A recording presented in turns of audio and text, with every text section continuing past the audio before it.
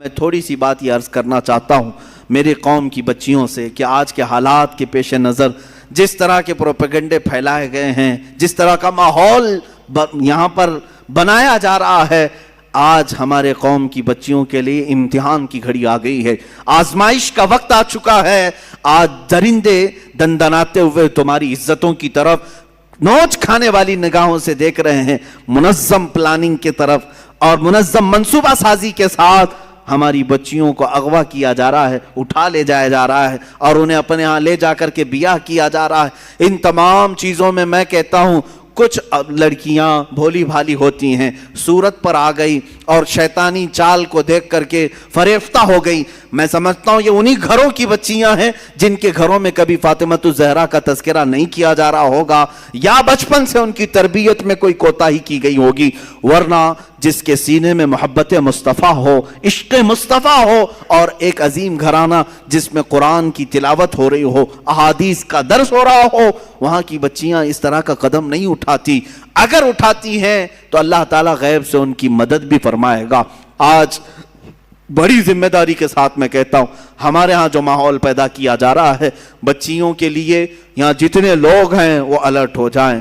آج کچھ درندے یہ اعلان بھی کرنے لگ گئے، دیکھ رہے ہیں آپ، کھلے عام پوسٹر لگا رہے ہیں۔ اتر پردیش میں کچھ گنڈے اس طرح کی بھی بات کر رہے ہیں کہ ہم اس سال 2100 مسلمان لڑکیوں کو ہمارے ہاں بہو بنائیں گے، ہندو بنا کر کے لائیں گے اور اپنے حساب سے ان کی شادیاں رچائیں گے۔ یہ علل اعلان کیا جا رہا ہے۔ یہی بات اگر میں کہہ دوں تو پھر آتنکی ہو جاؤں گا۔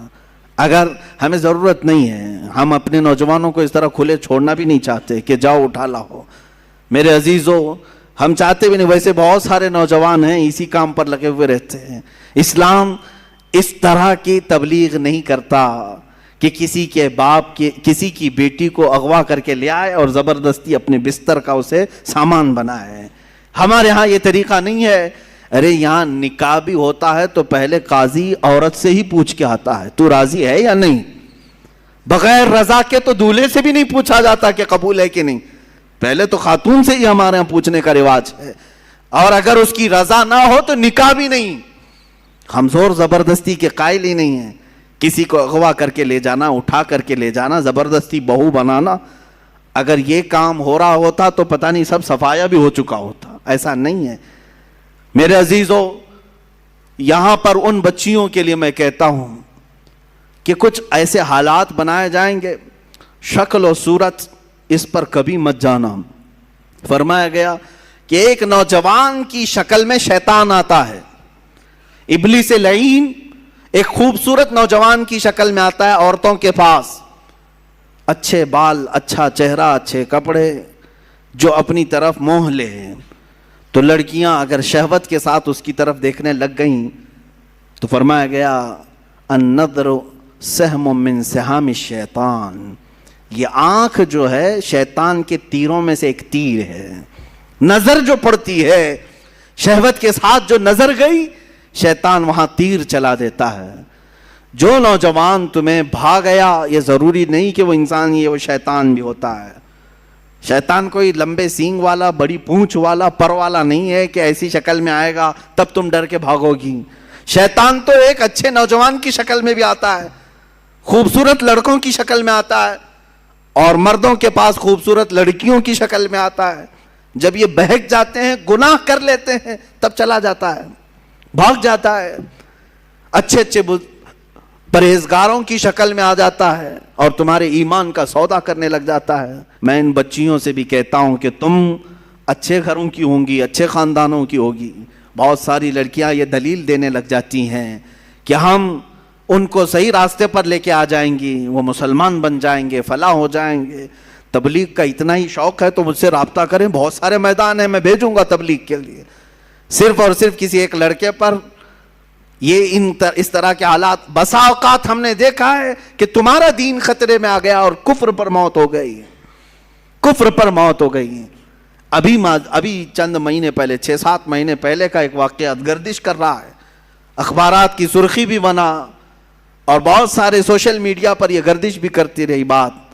مدھیہ پردیش کے کسی علاقے کی ایک نوجوان لڑکی اپنے گھر چھوڑ کر بھاگی تھی اسی طرح سے، اور اس کے گھر گئی، سب کو چھوڑ دیا، 4 مہینے اس کے ساتھ نہیں گزارا. ایک دن اس نے صرف یہ کہا تھا کہ مجھے شام میں گھمانے کیوں نہیں لے جاتے. اسی بات پر جھگڑا شروع ہوا, یہاں تک پہنچا کہ اس غیر مسلم نے اس عورت کو گلا گھونٹ کے مار دیا. لڑکی مسلمان تھی, گھر واپس آ نہیں سکتی تھی, مر گئی. اور رو دھو کر کے گھر والوں نے کہا کہ بیمار ہو گئی تھی, ہم نے وہی واقعہ ہوا. لیکن پولیس کو بعد میں شک ہوا, تفتیش شروع کی, 3rd ڈگری لگایا تو سب بول دیا. کہا کہ ایسا ایسا ہوا تھا اور میں نے مار دیا ہے, میں نے مار دیا ہے. عزیزان گرامی, پوسٹ مارٹم آنے کے بعد پتہ چلا 2 مہینے کے بعد کہ اس لڑکی کو انہوں نے اس طرح سے مار دیا تھا. میں ان بچیوں سے کہتا ہوں جو اپنے گھروں کی عزت کو لے کر کے نکل جاتی ہیں. آج میں اسی بات کی طرف آنا چاہتا تھا. آؤ تمہیں میں مثالی خواتین کی وہ زندگیاں بتاؤں جن کے اوپر مکہ والوں نے مظالم کے پہاڑ ڈھا دیے. کیا نہیں کیا. اس سیدہ سمیہ کو لاکھوں سلام, جن کو گھر سے گرفتار کر کے مکہ کے کافروں نے بیچ بازار میں لایا اور گھوڑے کی ٹانگوں سے باندھ دیا. کہا سمیہ چھوڑ دے اپنے دین کو. اگر خواہشات ان عورتوں کے دلوں میں بھی ہوتی تو چھوڑ دیتی. مکہ کے بڑے بڑے رئیس ان کو اپنانے کے لیے تیار تھے, بڑے بڑے پیسے والے اپنے لیے اپنے گھر کو ان کو بلانے کے لیے تیار تھے. سیدہ سمیہ اس وقت بھی احد احد کہتی رہی, میرا اللہ ایک ہے, میرا اللہ ایک ہے, اس کے علاوہ میں کسی بات کا اقرار نہیں کروں گی. ان کو اتنا مارا سیدہ سمیہ کو. ابو جہل خبیث مردود نے ان کی شرمگاہ پر نیزہ مار کر کے انہیں شہید کیا. تمہیں معلوم ہے پوری اسلام کی تاریخ اٹھا کر کے دیکھنا, اسلام میں سب سے پہلے شہید ہونے والی اگر کوئی ہے تو سیدہ سمیہ ہے. وہ عورت ہے جنہوں نے جان پیش کر دیا, دین نہیں دیا, دین نہیں بیچا. حضرت فقیہہ, حضرت نہدیہ, حضرت زنیرہ, یہ وہ صحابیات ہیں جو باندیاں تھیں یا غلام تھیں لیکن بہت ماری گئی ہیں, بہت تکلیف اٹھائی گئی. اب تک تم حضرت بلال حبشی کا ہی سنتے رہے نا, حضرت خباب کا سنتے رہے, حضرت نہدیہ کا سنو, حضرت زنیرہ کا سنو, حضرت فقیہہ, حضرت ام سلیم. ایک وہ صحابیاں ہیں حضور پاک صلی اللہ علیہ وسلم جن کے گھر آرام کرنے کے لیے جاتے تھے, جو حضور پاک صلی اللہ علیہ وسلم دھوپ کے یا گرمی سے پسینے ہوتے تو وہ قطرے جمع کر کے رکھتی تھی. یہ حضرت انس کی ماں ہیں جنہوں نے حضور کے پسینے کو جمع کر رکھا خوشبو کے لیے, اور روایات یہ بتاتی ہیں ان کی 7 پشتوں تک وہ خوشبو آتی تھی. وہ ام سلیم جب ان سے نکاح کے لیے ابو طلحہ نے پیغام بھیجا, وہ ایمان لائے ہوئے نہیں تھے, ایمان لائے ہوئے نہیں تھی. آج کے حالات کے مطابق میں عرض کر رہا ہوں, ام سلیم کیا کہتی ہیں, ابو طلحہ کو بہت پسند کرتی تھیں, خوبصورت تھے ابو طلحہ, بہت ہی کڑیل جوان بھی, اور ام سلیم ان کو پسند کرتی تھی. نکاح ہو جائے, سامنے سے ابو طلحہ آئے, ام سلیم نکاح کر لیتے ہم. ام سلیم نے کہا میری پسند اپنی جگہ پر, تم خوبصورت ہو اپنی جگہ پر, تم کڑیل جوان ہو اپنی جگہ پر, مگر میرا ایمان میرے ساتھ ہے. کیا ایسا ہو سکتا ہے کہ میں اللہ کو ایک مانتی ہوں, محمد صلی اللہ علیہ وسلم کو اللہ کا رسول مانتی ہوں, میرا تمہارے سے نکاح کیسے ہو سکتا ہے؟ اگر تم ایمان نہیں لائے تو ہماری زندگی میں کبھی ملاپ نہیں ہو سکتا. حضرت ام سلیم کی دعوت پر حضرت ابو طلحہ ایمان لائے, اور ایمان لائے تو صرف نکاح کے لیے نہیں لائے, حضور کے جانثار بن گئے اور عشرہ مبشرہ صحابہ میں داخل ہوئے ہیں. خواتین کا یہ بھی کردار ہے عزیزان گرامی. وہ ایسے نہیں کہ پسند آ گیا جوان تو گھر سے بھاگ کر نکل پڑی, چاہے کہیں پر بھی جا کر کے شادی رچانا پڑے. معاذ اللہ, ان بچیوں کی زندگی پر مجھے بڑا افسوس ہوتا ہے جن ماں باپ کی عزت کو مٹی میں ملا کر کے فخر کرتی ہیں. یہ سب کہاں سے ہو رہا ہے جانتے ہیں؟ یہ سب اسی ٹیلی ویژن سے, انٹرنیٹ سے اور سیریلوں سے. آج پوری دنیا ملا کر کے ایسی چیزیں دکھانا چاہ رہی ہے. مجھے کل ہی ہماری ایک خاتون نے یہ کہا تھا, بتایا تھا کہ سب سے زیادہ ابھی فی الحال عورتیں پاکستانی سیریل اور وہاں کے ٹیلی ویژن سے نشر ہونے والی فلموں وغیرہ کو دیکھتی ہیں. مجھے اس کی خبر نہیں تھی, لیکن اگر اس طرح کا ماحول وہاں سے پیش کیا جا رہا ہے تو میں تو کہتا ہوں کہ ان تمام چیزوں پر بندش لگانی چاہیے.